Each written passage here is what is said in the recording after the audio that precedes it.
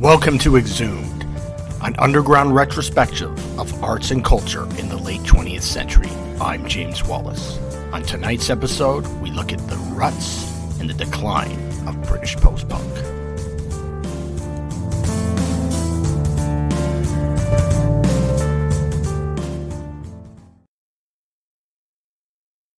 The Ruts were a ferocious punk band that could play everything melodic punk to reggae rhythms. They traversed the categories of punk, post-punk, and rock, and should have been massive, but unfortunately, tragedy would cut their potential short. Childhood friends Paul Fox and Malcolm Owen had lived together in a commune where they formed a band called Asland. The Ruts would eventually form out of a London pub rock band called Hit and Run. Dave Ruffy was on bass, Paul Fox on guitar, and Dave Maddock on drums. Malcolm would join as the vocalist, and Dave Maddock would leave the band and Ruffy became the drummer, while Vince Seggs took over on bass. The band played their first gig in January 1978. The band members were disturbed by the rising racist National Front-related groups that were showing up at punk rock gigs.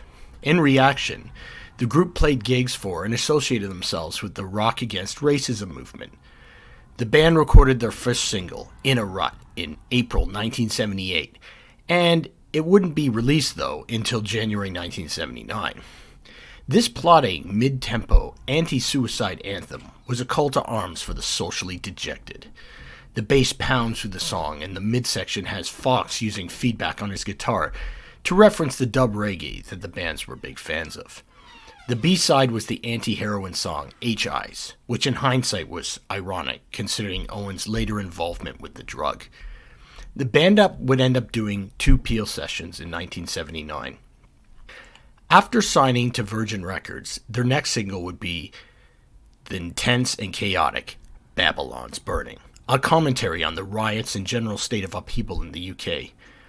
The follow-up single would be the dynamic Something That I Said, with its powerful sing-along chorus. The song showcased how the band combined the energy of punk rock with the precision of an adept rock musicianship. The B-side was the reggae song Give Youth a Chance, a genre the band would continue to explore. In September of 1979, they released their masterpiece, debut album, The Crack. Both Something That I Said and Babylon's Burning were re-recorded for the album. The album highlighted the range of sounds the bands could play. The band could play fierce punk rock that merges with post-punk darkness, pub rock sing-alongs, and of course, reggae. The track Jawar is a full-on reggae song that still includes rock guitar and has lyrics inspired by the South Hall riots.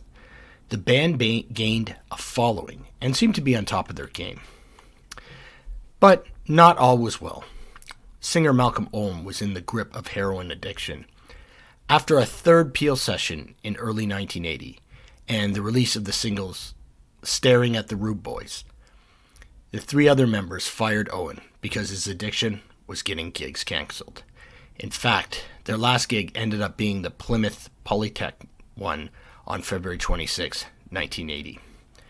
Owen convinced the band to take him back in. He stayed at his parents' house to get clean.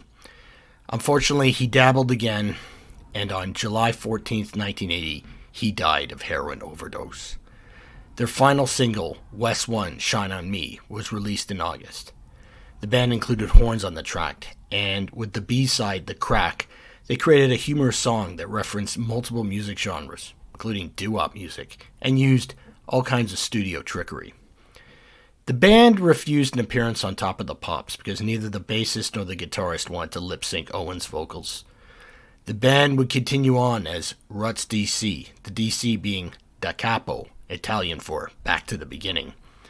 They released the album Animal Now in 1981, which continued in the similar vein as the Ruts, but slightly less intense sound.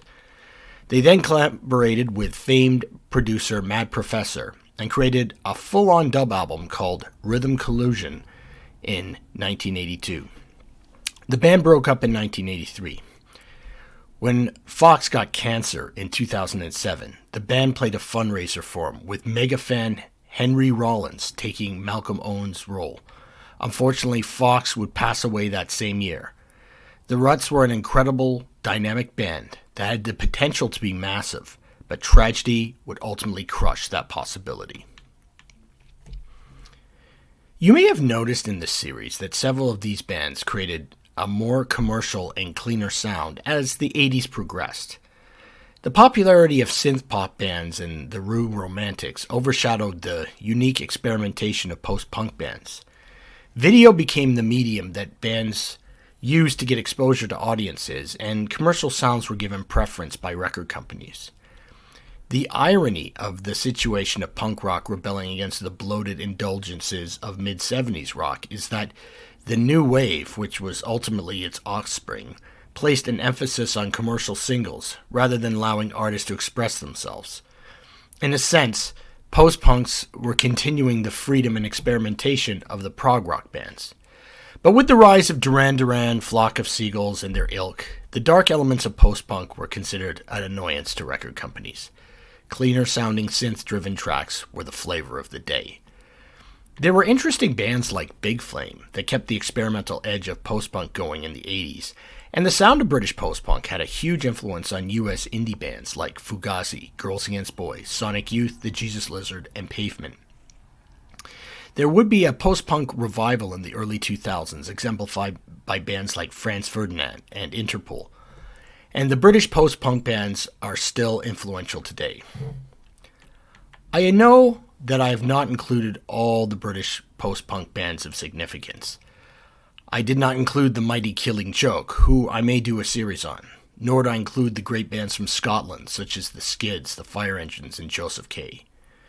Please put in the commentary any British post-punk bands that you think I should have included. The British post-punk bands that operated between 1978 and 1982 produced diverse and incredible music. The artists allowed themselves to express their unique vision. In my opinion, British post-punk of the late 70s and early 80s was one of the richest genres operating in one of the best time periods for music. Thank you very much. I'm James Wallace.